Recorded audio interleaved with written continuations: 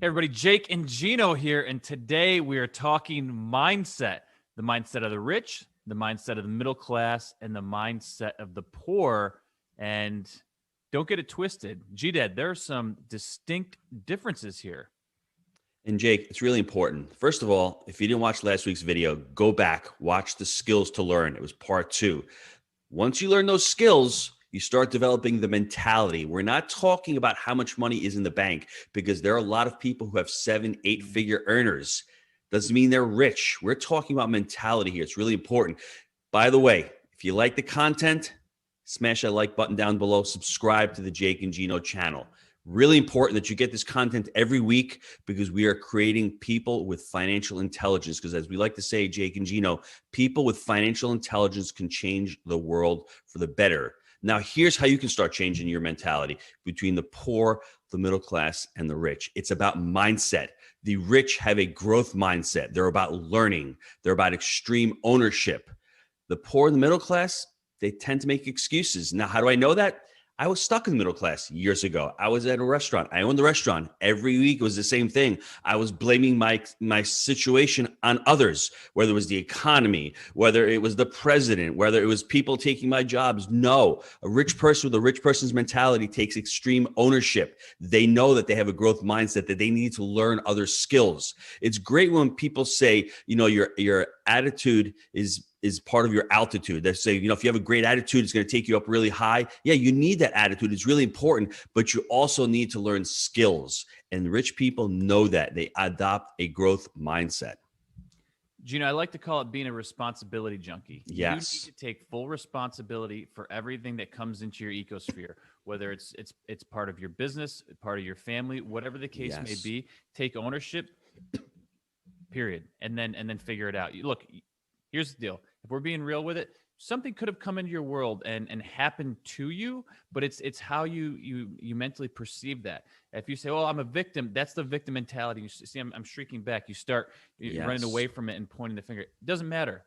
Take responsibility for it and come up with a solution. We have an always never list, and a big part of that within the Jake and Gino company is, look, you need to take responsibility for what comes into your life and be solutions oriented. That's the difference. I love that, Jake. Let's break that word responsibility down because I'm a big Stephen Covey fan. I've been a big fan of him for the last few weeks. I've been reading him. Responsibility is the ability to respond.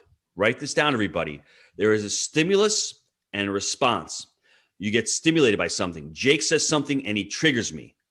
That's the stimulus. Triggered. Don't go woke on me now. Now, there's how do I respond? There is a space in between there. I have the ability to respond one of two ways. I can ask Jake, "Hey, Jake, why'd you say that? What's going on?" Or I can punch Jake. There's so many different ways that I can respond, right? As a rich person, you sit back with that rich person's mentality and you assess the situation and you ask questions. You're able to respond. You're able to control your emotions. We're all dealt a set of cards, right? We all each have a hand. How we play that hand differentiates someone with a poor mentality, a middle-class mentality, and a rich mentality. The rich really have a concrete, solid plan. They create goals. They know what they're working towards. They're focusing on something. And more importantly, they're doing activities that generate revenue. They're not wasting their time. They're not sitting by the water cooler and having a blast and fooling around during the day. When they're at work, they're at work. When they're playing, they're playing. They're extremely focused on the task at hand. Gino, it's very important what you just said. It's self-control, right? Whether it's self-control and discipline, if I'm at work, whatever the case may be. But also you talked about being triggered. Here's the thing, and it may be hurtful, but look, we're just trying to bring it to you raw here. Higher emotions equal lower intelligence. If someone says something to you and you start getting worked up, your brain's not operating at peak capacity, okay? And you're just going to do something irrational. So you need to be in control. Self-control and discipline is key to this.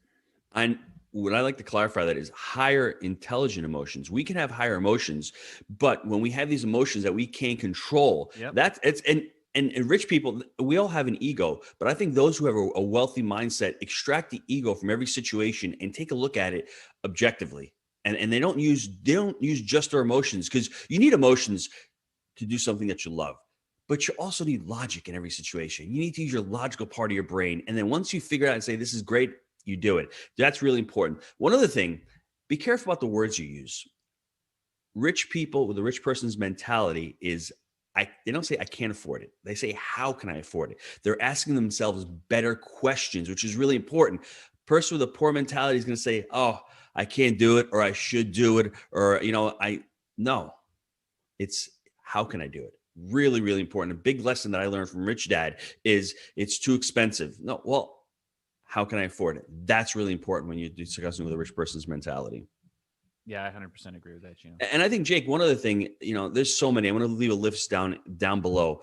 There's so many different things that you can talk about. I think one thing that people who have a rich person's mentality, they have a great discipline and they have amazing habits. If you can set up your discipline where you're doing things and you create those habits, most of us are at this baseline level. We're at something called homeostasis. Basically, you're hanging out, your body is normal.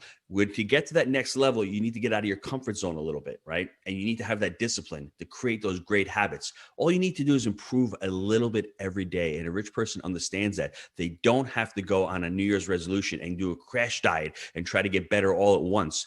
Those little steps each day by creating those amazing habits will get you to that next level. And I think that's what rich people are saying. And let me end this, Jake, by saying what my big epiphany was when rich people are investing versus middle class versus the poor. Rich people, they invest for the long term. They are not saving money. They're saving money to purchase assets, which is really, really important. When I was in the middle class, I always say to myself, I'm going to put more money in my 401k to save for my retirement. I'm going to put money in my Roth IRA, and I'm going to put my money in my education IRAs to save for my kids' those college funds, right? Yeah. That's a mistake. Rich people understand that they need to buy assets to pay for that event, because when that event is over, you still have the asset. But when my kids go to college, if I have it in a savings account, that savings account is depleted. So rich people learn skills and they learn that they need to save money to buy assets. Hey, and good luck keeping up with the college inflation. If you look at inflation since like 2000, one of the biggest run-ups has been in the cost of tuition. So if you think you're going to save a couple pennies, every year to get caught up with that, it's going to be a challenge. One more thing, Jake. Rich people have their money work hard for them, while people work hard for their money. That's really important. I need to read that again because that was my epiphany a few years back. Soldiers, baby. Rich people have their money work hard for them, while poor people work hard for their money. It's just a paradigm shift, everybody out there. Hope you all enjoyed this video. Click on that like button down below. Next week, we're going to be talking about good money habits, how you can start adopting that rich person's mentality. Jake, awesome. Thanks. We'll see y'all next week. Thanks, Gino.